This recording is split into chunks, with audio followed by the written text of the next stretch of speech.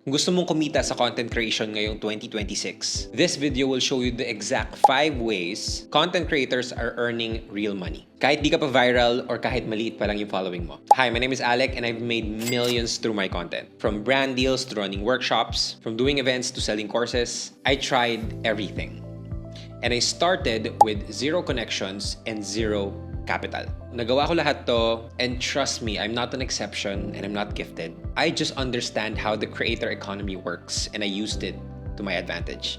So today, irarank ko yung 5 sa pinaka-effective na paraan para kumita using content creation, from pinakamadaling simulan to the highest earning potential. And promise, after this video, may clear path ka na kung paano kumita. Let's start with number 5. Number 5 is affiliate marketing. Ibig sabihin, simple lang.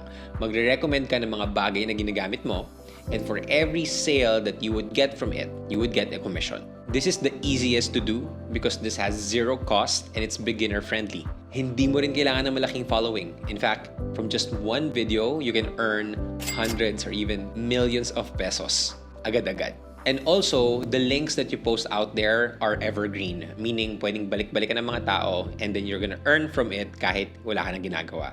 That's literally passive income. One of my students, her name is Cristel, and we just pushed her to do affiliate marketing kasi magre-resign siya from her full-time job. And then after one video that blew up, she earned almost 200,000 pesos. And that's within the first few months of her creating content. Galing, di ba? Now, on average, you can earn from 500 pesos to 100,000 pesos per month. Depende sa ganda ng mga videos mo. Pero yes, this is just number 5 because again, ito yung pinakamadali. And pag ito yung madali, a lot of people can do this. Therefore, marami ka talagang competition. It's a good way to start. It's a good side hustle, but it's not gonna be the one that can make you really, really rich. So if you want to start doing this, here are your action steps. Step 1, choose a platform kung saan ka mag-affiliate marketing. Kung Instagram ba yan, or TikTok, or maybe Facebook as well. And then, choose 3 different products that you want to sell online. Pumili ka ng mga products na talagang pinaniniwalaan mo at hindi ka mahihiyang i-recommend sa mga tao. Pangatlo, gumawa ka na ng content and just make sure that the affiliate links are available in your bio, in your description, or in the video itself. So that's number 5. Let's get into number 4. Rank number 4 is brand deals. Now, this is the classic content creator income. Basically, what a brand deal is, a brand will pay you a fixed amount of money para i-promote mo yung product nila sa mga content na gagawin mo. And again, the truth is, you don't need 1 million followers for it. In fact, parami na ng parami ang mga brands that are looking for more micro or nano influencers because they have solid communities that they want to reach out to. So kahit 10,000 followers ka, kahit 20,000 followers ka, or even less, you can start earning from brand deals. Naalala ko nung nagsimula ako, I started with a lot of X deals. Ibig sabihin, magpapadala sila ng product and I would create a video out of it. My first X deals were coffee, donuts. I remember I got a shoe deal that I just needed to shoot one video and they would send me 2 pairs of shoes that I used for like a whole year when I was starting out. Nung nagsisimula ako, okay din because again, it helped me build my brand. And then slowly, brands started to pay me from 1,500 to 5,000 pesos to 10,000 and now having partnerships that's worth hundreds of thousands of pesos. Again, pagdating dito, ang kailangan mo lang is clear yung niche mo and people and brands trust you. So again, earning potential, you can earn from as low as 1,500 to millions of pesos in just brand deals and partnerships. But I ranked this number 4 because honestly, hindi siya consistent. There are months na marami kang projects, marami kang brand deals, but there are also months na wala kang partnerships na nakuha. It's very volatile and I do not suggest relying on this source of income as a way to sustain your content creation business. But again, this is my thank you money and I really love creating videos for the brands. Now, if you want to do this, my action step is start building your personal brand. Meaning, start posting consistently, create 30 pieces of videos para mapakita na consistent ka talaga mag-post. Second is integrate the brands that you are already using in your life para makita ng mga brands kung paano kanila makakatrabaho. So let's say, if I am using this Shure mic, kahit hindi ako branded or sponsored nito, I would show people and I would tell people that I am using this mic and I would always show it in my videos. And then, maybe soon, si Shure mag-reach out and meron kami ng partnership maybe in the future. Who knows? An optional step is maybe you can also reach out to brands and showcase your portfolio kung gaano kaganda yung paggawa ng mga content mo and paano makakatulong yun sa brand visibility nila. But again, this is just number 4. Now let's head on to number 3. Another way of earning is through paid communities, or some people call it the membership business. So what a paid community is imagine a Facebook group na makakapasok ka lang kapag nagbayad ka. Imagine a WhatsApp group or a Discord channel that you can only enter if people start paying for the membership fee. This can be a paid group for accountability, paid group for knowledge, paid group for monthly activities within the community. Now, this works because people are not just looking for content, they're looking for people that they could also connect to. Sometimes, yung network pa nga ang pinaka-binibenta nila dito. Because if you're a part of that group, you support each other and you will get extra guidance for the problems that you want to solve. Now, this has a very strong earning potential because this is a continuous revenue stream. Meaning, if you're doing a monthly subscription, then you would get cash flow every single month.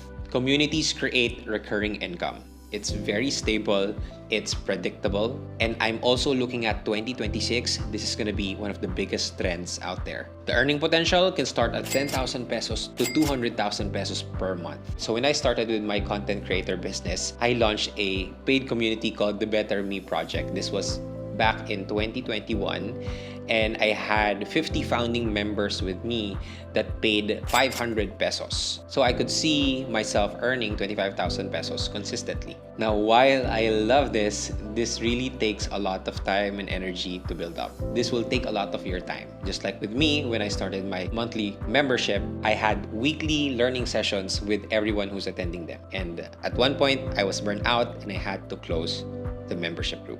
Because before, also, ako lang gumagawa nun lahat. Wala akong katulong, wala akong assistant, and it was just really tiring on my end. And that's why I ranked it at number 3. While it is consistent and it is very stable, medyo matrabaho talaga siya. So if you want to start with this, the action steps are: first, create a membership offer. Decide kung 300 pesos, start with 500 pesos. You can start with 300 pesos, 500 pesos, or 1,000 pesos just to see if people want to be a part of your group. Second is create a consistent way of adding value to the people in your group.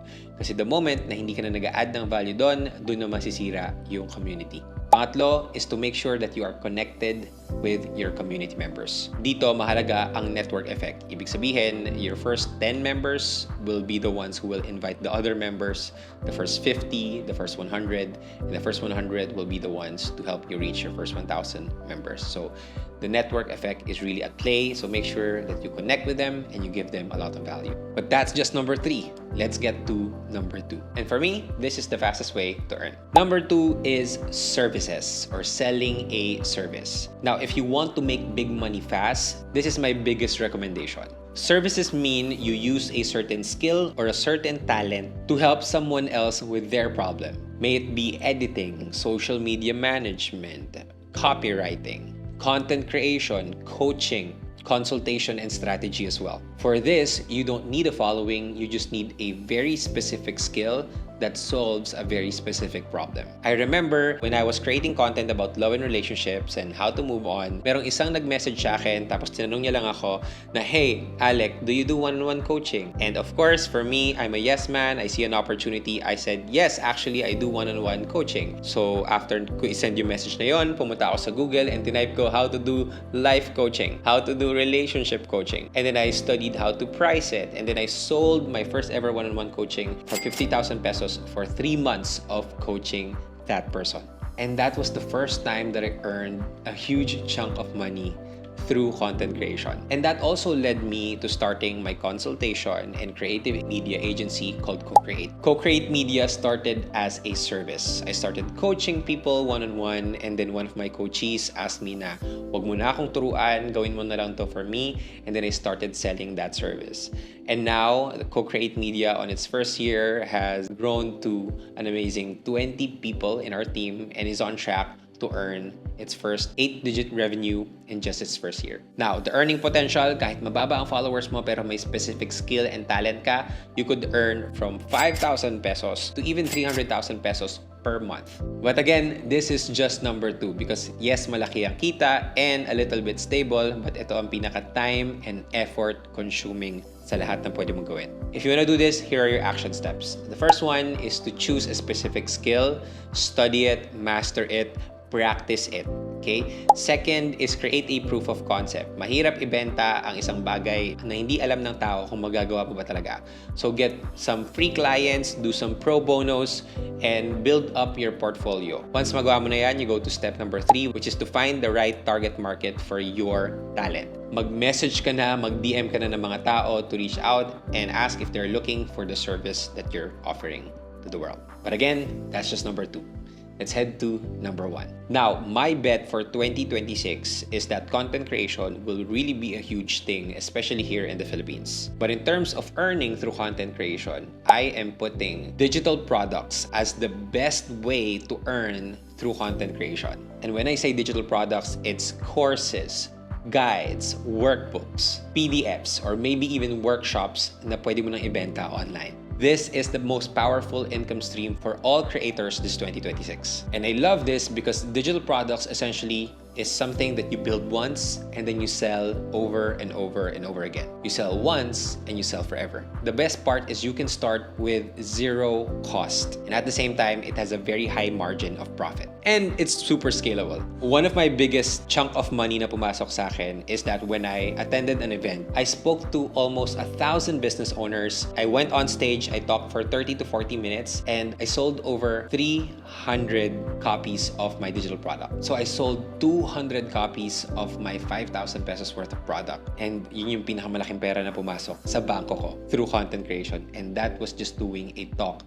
for 30 to 40 minutes. Now, this is number 1 because again, ito yung pinaka-profitable, ito yung pinaka-madaling scale, and ito yung pinaka-future-proof because I see a major shift in the education industry that we are in. People would want more knowledge to be delivered at them in a faster pace. They don't want to spend another 4 years at college para lang matutunan yung kailangan nilang matutunan para kumita. And just buying a course from you, they could learn what they want in the fastest way possible and they could already earn from it. Now, if you want to do this, these are the action steps. Number 1, find a problem, solve it, package it into a solution. Once magawa mo yon, you start to find a channel where you would want to sell it, whether it's Facebook, Instagram, TikTok, or other Philippine websites that you can also check like Racket or even Etsy. Pwede rin.